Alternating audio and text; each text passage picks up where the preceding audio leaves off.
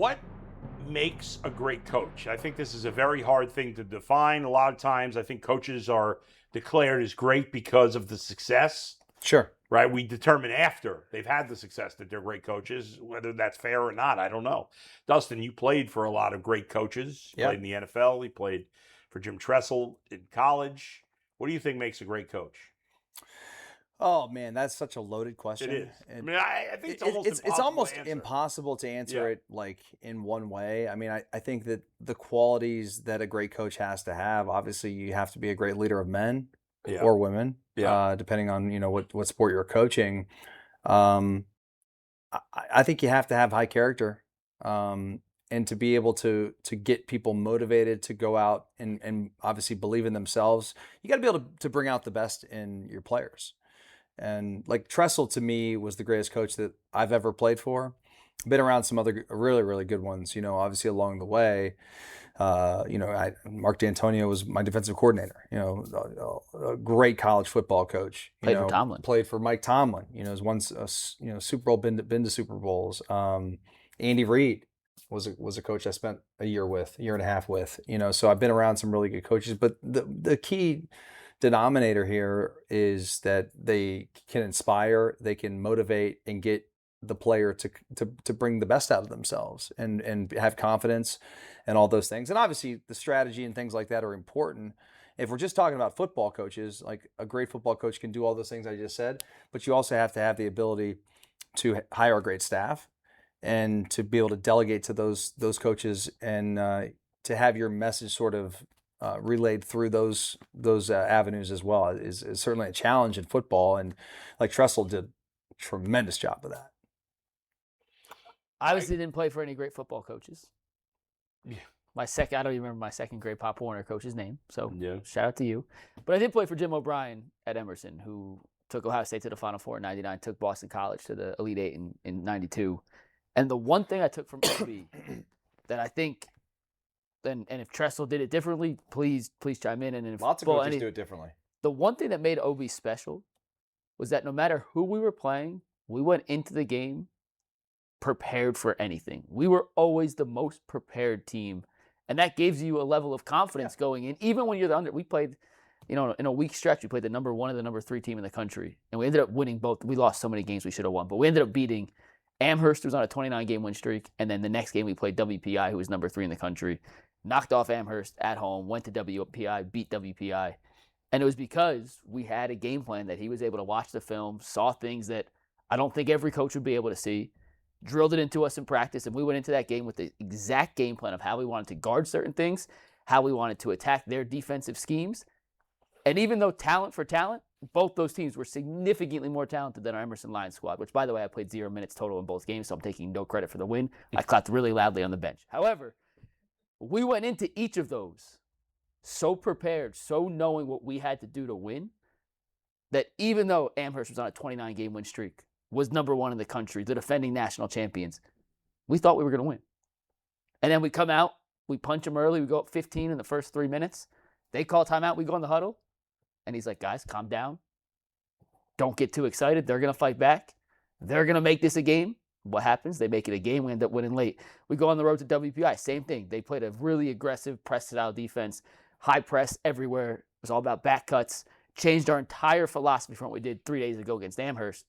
But we were so ready, so prepared that we were confident in what we were doing, even if it was a new scheme, that we were able to execute it on the fly. And that's the one thing that OB did better than anyone else ever played for, was the pregame preparation to instill confidence that then would translate into the game. Preparation breeds confidence. There's no doubt about that. It's a good point. One thing I just thought of too, as Mike was giving a great description of how OB coached him, is that I think, a lot of times people say, well, coaches got to treat everyone the same. No. And I think that's completely, no. It's the opposite. I think coaches have to have the ability to adapt to the personality of the individual, and to be able to treat players on a unique basis is what I think kind of makes coaches stand out.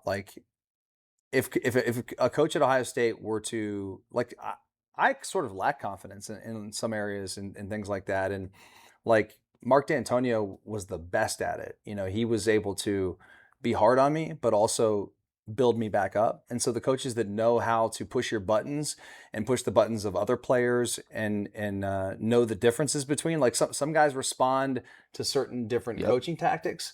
And if you know that and you're able to do that and also make the team, you don't want to make other players feel like one guy gets special treatment, but to show the individuals, I don't know, like Mel Tucker was really good at this when I was at Ohio State in the secondary room, because we had so many different unique personalities, and for him to be able to coach certain players, some guys could not be pushed that hard because he knew that they were sort of like, they would teeter on being like, if he pushed them too far, he'd lose them. Yep. And if you lose the guy, then there's no bringing him back. We had a bunch of guys like that. So I think that's just another thing that I kind of thought of is treating the players uniquely based on their character.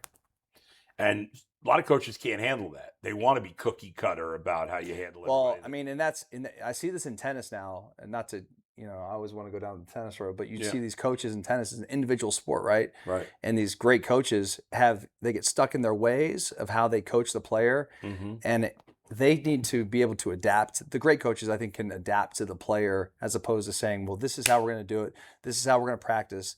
Like, some players don't need to be on court for 8 hours. Some players need to just actually have mental training and think about strategy and things like this, as opposed to other players need to be technically sound or whatever and be pushed in a certain way. And that's why these guys, like in tennis or gals in tennis, they fire coaches because they're like, he ain't for me. Yeah. And he's not going to change. So like, just move on. But obviously football's a little bit different. Go ahead. One thing on that, because I'm curious, as someone who coaches now, where obviously different levels, but just curious what you've picked up.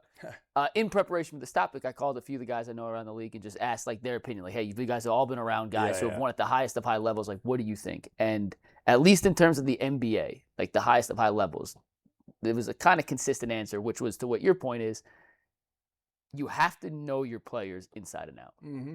And you have to know which players you can push, which players can't be pushed, and which players can be criticized in front of a group, which players can't be criticized in front of a group. And the communication from coach to player may be more important than X's and O's, because to your point, if you lose a guy, in today's day and age, with how young these athletes are, they change teams all the time in the AAU circuits, you may never be able to get him back.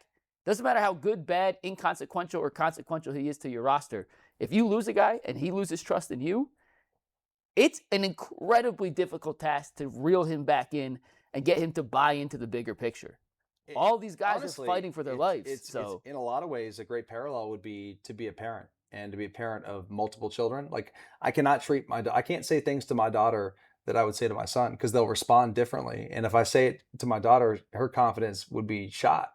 As opposed to my son, I can get on him a little bit more, and it has nothing to do with gender. It's just their personalities. Yeah. And I think that is what the great coaches have the ability to do. And for me, like, Tressel, great dad, all the coaches along the way have been great fathers. And so they probably had the early training in terms of being able to communicate and then also motivate in individual ways. So you guys bring up a ton of great points. I'll just add to it and say, authenticity. For sure. Right? For sure. Like, it doesn't even have to be in sports. Like, when your boss is a phony, in any walk of life, when you meet someone that's a phony, it's easy to figure them out, right? We know somebody. Oh, yeah, absolutely. And I feel left out. Sorry. It's hard to be motivated by someone that you think is being a phony. Uh-huh. And if the coach is not true to himself and is not being himself, then it's not going to work. And so authenticity is obviously important. Also, I don't think there's one fix. Like, there's not one thing you can point to, because different sports, you need a different type of coach. Like, a guy who's a great coach in basketball might not be a great coach in football. Not just because they know one sport better than the other, just because football players are different than basketball players, and baseball players and hockey players and tennis, it's all different. It's the whole premise of Ted Lasso. That's true. Great show. And which season 4 is coming out next week. Very excited. And it's different in different levels, right? Nick Saban, great college coach, didn't work in the pros. Maybe it would have if he would have been there longer, but maybe not, because he's used to treating players a certain way. And it's not going to work with professionals like it will in college, right? There's great high school football coaches. Maybe they would be great in college. Maybe they'd be great in the pros, but maybe not, because you have a different relationship with a player, and your personality may work with a high school kid and maybe with a college kid, but definitely not with a pro.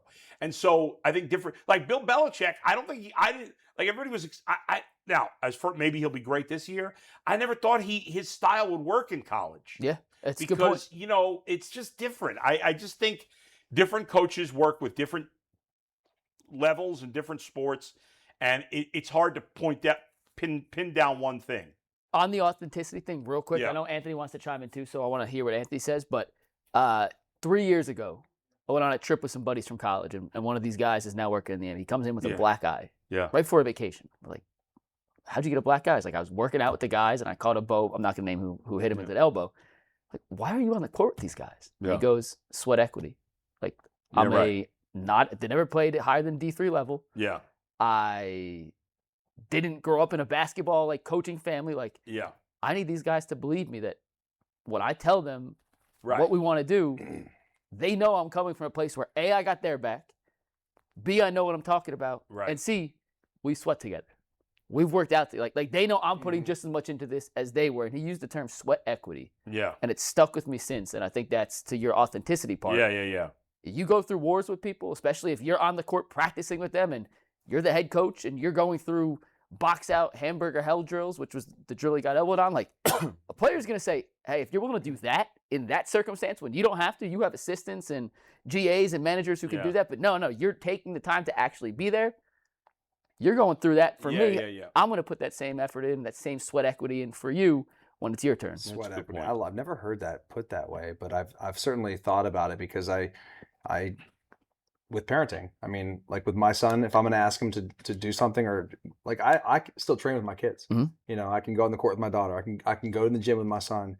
I can take him out and we can run gassers, or we can do whatever in terms of that. That's a really good line. I like that. Just one other point I had on Bull's commentary about the different ways. I mean, there's different ways to win too. Like it's not like Jim Tressel's way was the only way to win. Sure. I mean, Urban Meyer won at Ohio State at the highest level, and Jim Tressel won at the highest level. They couldn't be they're polar opposites. Right. Literally, They're in every part. in every facet of their Personality, lives. coaching style, offense, They could not defense. be different. Ask Tyvis Powell. Yeah. I mean, he could lay it out for you. I mean, it's totally different, but they both won. Yeah. And got it done. Yeah. Ant wants to chime in on this. And I'm curious what you think. I mean, one more thing real quick. Sorry. To your point, how about Andy Reid and Bill Belichick? Oh, yeah. For sure. Right? For Very sure. different. Go ahead. Or Sean McVay and Bill Belichick. Yeah, that's true too. No, it's I texted Mike at the beginning of this segment, like, hey, let me jump in towards the end in case nobody gets to it. Bull took my point. It was the authenticity. I think about like the best coach I had is my Coach Ben over at Trinity. Worst soccer team I've ever played for at Trinity. Loved playing for Coach Ben, would die for Coach Ben. To this day, he still texts me about the show. I don't know if he's watching today, but if you are, shout out Coach Ben. Shout out. That's nice. I was one of a million players he has because he did more than high school and everything like that. Yeah. He knew all of us. And like I think back to some of the worst coaches I had, they didn't know any of us. So like I think that sweat equity, you guys made that point. You mean knew your name? Knew everything about us, knew what classes we were at, was out there training with us.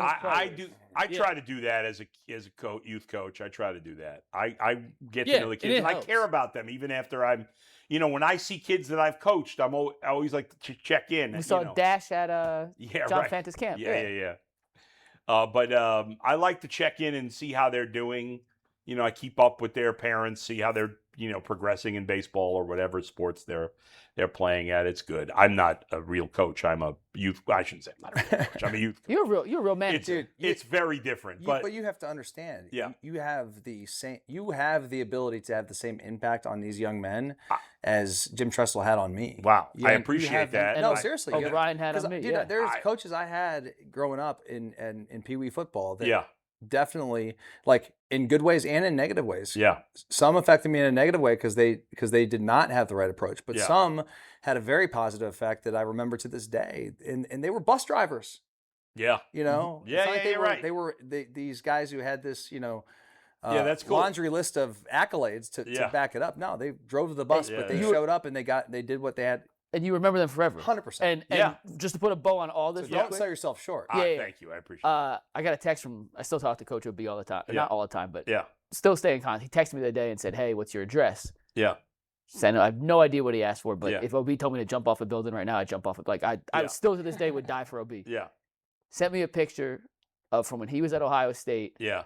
A picture of him and Jim Tomei from way back in the day. Yeah. Tomei came to Ohio State to talk to That's the baseball funny. team, but was a big fan of basketball too. They Uh, linked up, and it was a picture of him and Jim Tomei that I should bring in here now that I'm thinking about Yeah, it. let's put that in. And he said, "Proud of you. Keep up the good work. that's We'll see you awesome. soon." And it was the best text I'd gotten in awesome. months. Like that is just really cool. out of the blue, meant the world. And That's sweet. a good coach can impact you for the rest of your life. No doubt about it. 100%. Yeah.